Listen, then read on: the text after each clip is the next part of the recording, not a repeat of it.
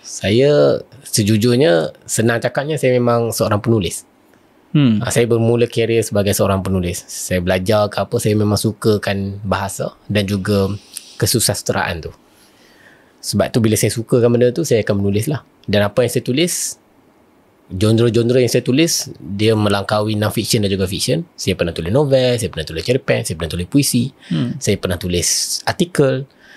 Tapi dia punya sendi dia adalah bahasa dan juga sastra. Itu adalah saya. Kalau secara mudahnya, saya adalah orang yang suka benda-benda macam tu lah.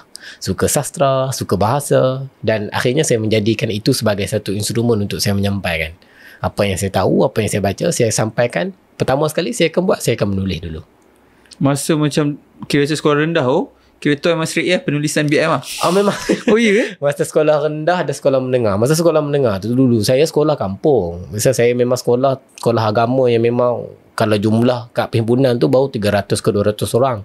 Dan waktu tu sekolah agama tu hampir-hampir dah ada masalah dengan dana, sampailah kerajaan negeri ambil dan bantu. Jadi waktu tu saya sekolah memang dalam keadaan kita tak expect apa-apa. Sebab sekolah bukanlah sekolah yang ada target yang kita nak straight A ke apa kan. Kita memang sekolah kampung, cuma sekolah agama.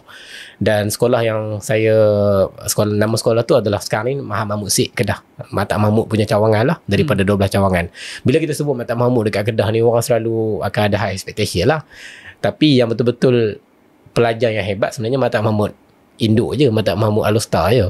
Yang selebih-lebihnya tu kadang-kadang dia serapan daripada sekolah kerajaan ataupun sekolah agama yang swasta dulu, yang tak mampu nak survive, diserap masuk di bawah cawangan Mata Mahmud untuk selamatkan dia. Kenapa ada high expectation? Kenapa ada high expectation dekat budak-budak ni? Mata Mahmud Al-Usta dan juga Mata Mahmud punya pelajar memang dikenali sebagai pelajar-pelajar yang memang cemerlang lah.